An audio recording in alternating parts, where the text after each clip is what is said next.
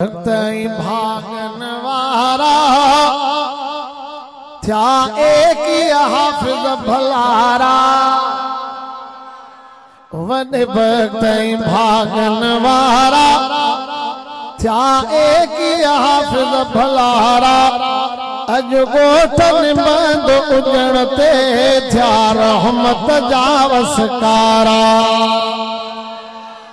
सुभान अल्लाह तक सुना अज गोठन बंद उजण ते थया रहमत जा वसकारा। वने भक्तई भागन वारा थया एक हाफिज भलारा अज गोठन बंद उजण ते थया रहमत जा वसकारा। अज गोठन बंद उजण ते थया रहमत जा वसकारा। हे गुलाब जा गुल गाज़ी करे मालिक व्या अज राज़ी। हे गुलाब जा गुल गाज़ी करे मालिक व्या अज राज़ी। हे गुलाब जा गुल गाज़ी करे मालिक व्या अज राज़ी। साडे सीने में टी पारा थया एक हाफिज भलारा अज गोठन बंद उजण ते थया रहमत जा वसकारा। अज गोठन बंद उजण ते थया रहमत जा वसकारा।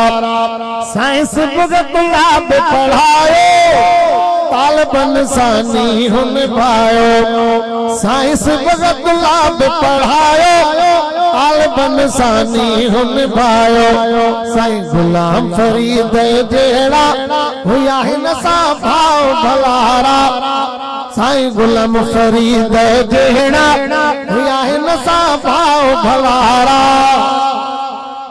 अज गोठन बंद उजण ते थया रहमत जा वसकारा। साईं मोहम्मद शाह के आयो अति उजणन खे रंग लायो।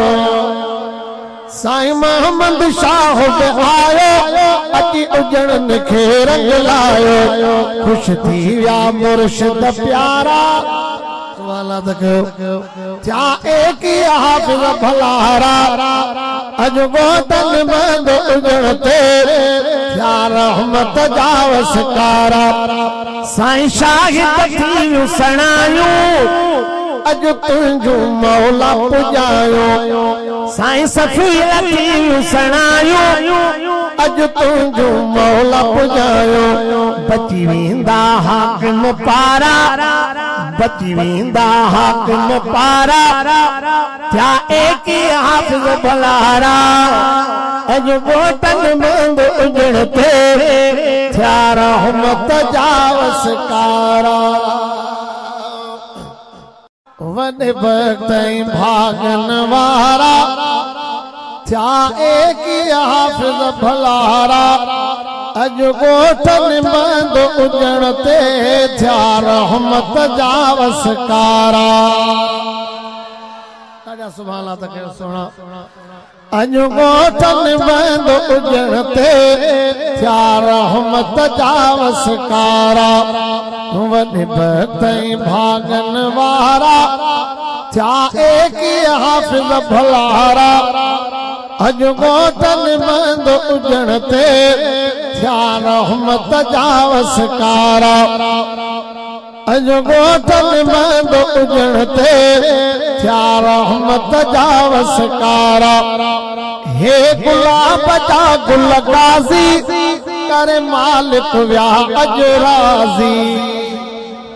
हे गुलाब जा गुल गाज़ी करे मालिक व्या अज राज़ी।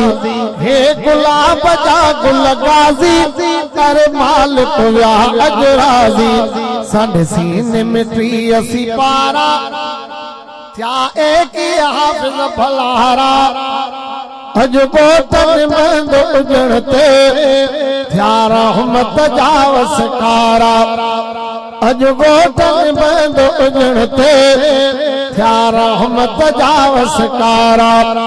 साइंस बुग गुलाब पढ़ायो तालिबन सानी हुन भायो साइंस भगत गुलाब पढ़ायो तालिबन सानी हुन भायो साईं गुलाम फरीद जेड़ा हुया हिन सां भाव भलारा साईं गुलाम फरीद जेड़ा हुया हिन सां भाव भलारा